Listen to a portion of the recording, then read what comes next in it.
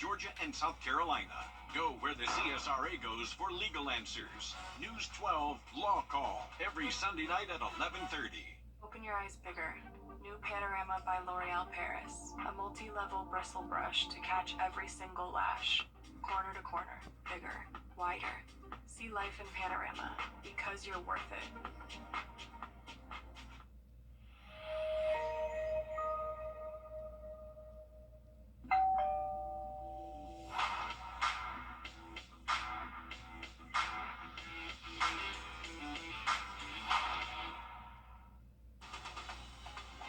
Live from Augusta, you're watching News 12 at 6 o'clock. Good evening. Augusta's most battered and beaten bridge has a brand new look. But what else are they doing to stop other drivers from running into it? We have the answers coming up next in a live report. But first tonight, new bills just becoming law today that could impact the future of your child's education, one of those being about school choice. This legislation has always been about one thing: providing every Georgia child the opportunity to get the education that they deserve. And with the new law, parents who qualify can get $6,500 a year for children living in school zones where schools are failing. The measure impacts several schools here in Richmond County. So what does this mean after the recent right-sizing decision to close and consolidate schools? Cindy Hood takes a closer look. Well, my son performs pretty well, but who's to say he may get into middle school and get to a place where physics just doesn't make any sense to him, and now he needs that option to go to a tutor. I can now provide my child with a qualified tutor. The $6,500 from the Georgia Promises Act could be spent on private school tuition, homeschooling supplies, therapy, and tutoring. Gives us the opportunity to get ahead of or to catch up, essentially, with other school districts around us in terms of how many kids we're able to get on reading level and how many are able to do math computation at grade level. This new law would be for public schools in Georgia that rank in the bottom 25% for academics. That includes several in Richmond County. In my perspective, if the argument was we need to combine these schools because our population is going down, then this works right into that conversation. Students from households with incomes less than 4 times the federal poverty level will be eligible. I have options now, like every other parent does in Georgia today. We have the option to decide for ourselves and our children to not just have them in a school because it's available, but to place them in a school that works best for our child individually. Now, that voucher program is set to start fall of 2025, and it's set to last 10 years. Governor Kemp signing other educational bills that will have an impact for teachers and students. One bill requires schools to teach about the risk of social media. The other establishes a new fund teachers can use to purchase school supplies online. New in the last half hour, a chase between Edgefield deputies and a suspect ends in a crash near the I-20 exit ramp near Oscaga Lake Road. North Augusta Public Safety telling us they also helped track down this suspect. The crash did tie up traffic for a while in that area, but they tell us that has now been resolved and the traffic is moving again. In Augusta, fire crews just wrapping up putting out a fire in a church storage building. This is S.E. McIntyre Boulevard and Meadow Street. This is video from the scene at Fellowship Baptist Church. The pastor over there, Morris Jones Jr., telling us the building that caught fire was actually a storage unit, and the fellowship hall was also damaged, and that building was undergoing renovations. There's no smoke or fire damage inside that fellowship hall, and no one was injured as Augusta Fire still investigates this fire there on S.E. McIntyre Boulevard. Much more news ahead, but right now, let's have a live look outside for our camera in Grovetown on I-20 and check in with First Alert Chief Meteorologist Riley Hale on a nice, warmer afternoon. It was finally a little bit warmer for us today, Richard. We into Thursday, but beautiful conditions if you want to check that out late tonight. Here's our low temps if you're going to be up early Wednesday morning, anywhere from around 47 to 50 degrees, so a little bit more of a mild start compared to what we did see earlier today. Afternoon high temps getting back closer to 80, right where we should be for this time of year. Have a look at the rest of the week for you, just about 10 minutes. Riley, thank you. New in the last hour, a shooting in Aiken near the Hitchcock Animal Hospital. The sheriff's office telling us they're helping the city with that investigation. Details are still limited right now, but the animal hospital made a post on Facebook saying there was an incident in their parking lot and all of the staff members are safe. We're going to update you just as soon as we learn more about that. The infamous Olive Road Bridge has a fresh new look. This comes after the latest large box truck rammed into it. For this time of year, I've looked the rest of the week for you, just about 10 minutes. Riley, thank you. New in the last hour, a shooting in Aiken near the Hitchcock Animal Hospital. The sheriff's office telling us they're helping the city with that investigation. Details are still limited right now, but the animal hospital made a post on Facebook saying there was an incident in their parking lot and all of the staff members are safe. We're going to update you just as soon as we learn more about that. The infamous Olive Road Bridge has a fresh new look. This comes after the latest large box truck rammed into it yet again. It happened back in February, bringing one of those steel beams crashing down to the ground. When it happened, city engineers told us the beam was not attached to the bridge, prompting another month-long detour. CSX and the track was pushed out of alignment and repairs started right away. With this new look, we checked to see if they did anything else to keep drivers from running into this target bridge. Craig Allison joins us live from Olive Road to explain the next steps. Greg, what's new over there? The foundation is stronger and there's new landscaping around the bridge itself, but it's still the same height clearance. According to Augusta Traffic and Engineering, this will pretty much work the same way as it already has been, but work is in the progress to make improvements to prevent someone from crashing into the bridge again. The honk of this train and a rumble of wheels over the track show this bridge is just about done. Kenyon, who works nearby, says this is good news considering the amount of traffic that moves through this spot. I be coming from downtown, so it don't really affect me or nothing, but people that need to go to Wright Square Road, maybe affecting them from time to time because that's the quickest way to Wright Square Road. But the big question is how to stop this from getting hit again. Right now, the commission is in the works to introduce an $80,000 solution in this chain curtain that would be added along with all of the other signs that already sit here. If it's a more tactile warning device, I mean, obviously it would hit the top of a vehicle. You know, if you're over height and you drove through it, so it would provide more than just a sign or lights or, you know, the things that we already have out there. John Usry says the motion will come up in May or June, but says people still need to pay attention. Even if we do install the chain curtain, it's not a 100% foolproof method.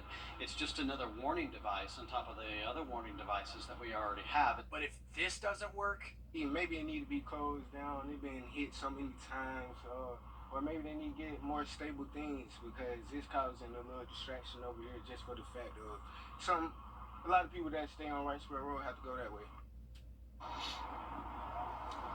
We've reached out to CSX for an exact opening date. We haven't gotten that back yet. We'll continue to keep you updated. But if you missed us in the past half hour, we actually had cars go around these signs, try to get past the barriers, Richard, and they learned the hard way that you can't get past these signs. So we might really need something else other than just all the flashing signs that are already here. So for now in Augusta, Craig Allison on your side. That chain curtain seems like such a simple, obvious idea. We can't wait to see how it works. At least it'll get your attention a few yards before you actually hit the bridge and maybe save lives, maybe save us from having to do this all over again. Craig, thanks for the update there from Olive Road. Georgia ranks 6th in the nation for sex trafficking, and local experts say Richmond County sees more child sex trafficking than anywhere else in the state of Georgia. Hallie Turner spoke with a local and state expert about how this is happening right in front of us. For a problem that is growing not only in Georgia, but nationwide, experts say there's a huge misconception surrounding human trafficking. I think our generation got introduced to the topic of human trafficking through movies like Taken, Sound of Freedom, but the reality is that's not what trafficking looks like in our community. It's not what it looks like in most communities. Today, experts who deal directly with sex crimes and trafficking in the Augusta community explain to students at AU trafficking looks a lot like comfort and trust. You always think of the man in the white panel van and stuff like that, says 3 puppies on the side. No. It's often familial, meaning that there's a family member who's involved in exploiting their loved one, or it's gang related. We see a lot of that. And there's no safe age. The youngest victim that I have, that I'm working on a case right now, is 4 days old. My youngest person that's been sending out news and stuff like that on the internet, she's 6. The only way to reduce the number of victims is to first know the signs. You notice a lot of absences, a change in someone's behavior, a change in their appearances. They may dress more provocatively or start wearing more expensive things. And the best way to combat it support the resources in the community. We have a lot of great organizations like Child Enrichment who are doing a lot. We have the Sexual Assault Resource Center. They're doing a lot to help, but we need more funding for those organizations, and we need better access to care and treatment after the fact. In Augusta, Hallie Turner on your side. And leaders remind you to talk to your kids about what's going on in their life and check their cell phones and the apps they're using. Also, they say be aware of the time they're on those devices. New details tonight on progress over at the Bell Auditorium. Officials say the renovations are on track for a May 31st reopening for the Ben Folds concerts. The official unveiling is happening May the 28th.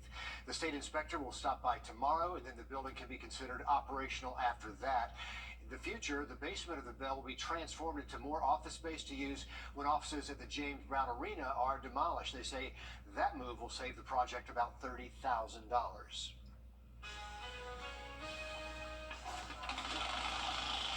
Are you ready to spin that wheel and win? If you love game shows, you want to battle your friends or family, we found the perfect spot. It's another one-tank trip. Coming up next. Looks like a lot of fun right there. We do have some nice weather sticking around the next several days, and afternoons will start to get a little bit warmer. We'll have the full forecast just after the break. Time and Temp, brought to you by your First Alert weather team. Roof Savers. Save your roof, save your money.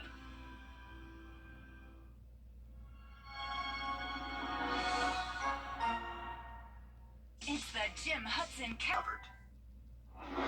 Happening now, let's give you another live look at the scene on S.E. McIntyre Boulevard. If you're just joining us, Augusta fire crews have been wrapping up a fire that was at our church storage building over there, and it also damaged a fellowship hall there at Fellowship Baptist Church. The pastor, Morris Jones Jr., telling us the building that caught fire was actually a storage unit, but their fellowship hall there was also damaged, and they were spending some money to renovate that, so that's a bit of a loss. But he says there's no smoke or fire damage inside the fellowship hall, which is great to hear. No injuries over there, and Augusta Fire is investigating.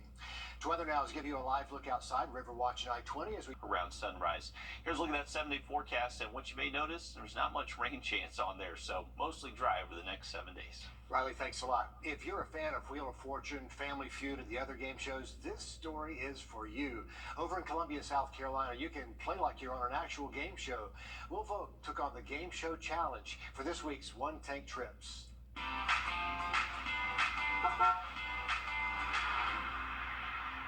Hey everybody, welcome to the Game Show Challenge. Are you all excited to be here today? Yeah. Yes, indeed. I think you can do a little bit better than that, Will. There we go. Will's excited to be here. It's something unique, something that we have seen a lot of success with and are continue to grow. Josh Brickey first brought the Game Show Challenge to life in Columbia 4 years ago. Ever since, the idea has taken off with a new location in Texas and more on the way. We want people to feel like you really are on a game show. So we have professional lighting and sound. We even have laugh tracks and different tracks in the background that's all being produced live and in person. You gotta shake that. Come on now, Will. Come on. I can't twerk like that. He's not a twerker, ladies and gentlemen. I got the full experience trying several different games. Some of these are similar to popular shows you'd see on TV. My clue for survey says, game shows are always giving away tropical vacations to blank. Aruba. Aruba. Jamaica. Jamaica. Ooh, I want to take it. I want to take it. It's not up there. Dang it. And I had some fun with Spin to Win, where my clue was great endings. I'd like to solve the puzzle. Will Volk on your side. Will Volk on your side. Yes, indeed. Congratulations. 1,000 points to Will. I think he won it all that day. If you're interested in going and checking it out, you do need to set up a session ahead of time. And Brinkley says bringing a group does make it a better experience than one Will experienced all by himself there. Okay, looking for ways to connect with your community and give back at the same time? We look at how you can pitch in during National Volunteer Week when we come back. First Alert Radar, powered by Jim Hudson Automotive Group. I'm Coy and Associates now. It is National Volunteer Week, April dedicated to honoring all the volunteers in our communities. And Taylor Martin shows you how you can get involved if you feel inspired to give back. Volunteers are the thread holding local nonprofit organizations together as they work to serve the community. We are connecting with people every single day, and there's always something going on, especially with a command of our size. We have the Croc Center, we have the Center of Hope, we have our family stores. We have so much to offer the community, and we really need help. Your help isn't just needed during National Volunteer Week, but every week of the year. Everyone has developed spring fever. It's that time of year, but we ask that you please don't forget about Golden Harvest Food Bank this summer. We'll still have our volunteer opportunities at all of our locations all summer long. Now it's easier than ever to volunteer with the Salvation Army with their new volunteer software. And after you sign up on their website's volunteer tab, you'll have access to all of the volunteer opportunities across the Augusta area. It's a really amazing opportunity for us to make it so simple for our volunteers to just go in and see what we have to offer and how they can connect with the community that we serve. And over at Golden Harvest, you can contribute to keeping their volunteer numbers up by going on their website and clicking their volunteer tab. Our volunteers have been very supportive. We're actually averaging about 1,600 volunteers a month here at Golden Harvest Food Bank at all 5 of our facilities. Feeding and clothing the community with your help. In Augusta, Taylor Martin on your side. We do have this breaking news update about the incident that happened at the Hitchcock Animal Hospital earlier today. Aiken Public Safety says they were called to the scene for a person who was shot and suffering from a wound in the parking lot. That person was taken to a hospital with non-life-threatening injuries. So that's the very latest we have from there. No suspects named so far at this time, but they are looking for this car of interest. If you have any details about who that car might belong to or where it might be headed, call Aiken Public Safety. North Augusta was in on this chase as well this afternoon. Actually, that was a separate story, but that's the vehicle of interest in the case of the shooting in the parking lot. On your sideline. There's still plenty at stake when high school baseball comes into play. Throw October out the door because there's no place better to be than on a high school diamond in the CSRA in spring. Harlem baseball will be kicking off their bid to go back-to-back. Tonight they host Doherty. The Dogs enter as the favorite. They're ranked nationally in the top 25, 11th in Georgia. The last time they went back-to-back was when they earned a trio of state championships in 1981, 82, and 83. The reigning champions swept their region and picked up another 20-plus win season. There's plenty of games to go around between today and Thursday. Here's the lineup for tonight, though. Greenbrier is back in action. They host ML King. The Pack fell in the Final Four against Loganville last season. Washington Wilkes will host GMC. South Carolina, the GIA, and Skeeza will all begin play for their state tournament next week. Lakeside Girls Lacrosse also opening postseason play today. They'll host Northview. Last year, Lakeside fell in the second round of the playoffs. It's the furthest that they've been in the tournament in a 3-year span. If things go their way, they'll face the winner of Rosewell and McIntosh on Friday. We'll be right back after this.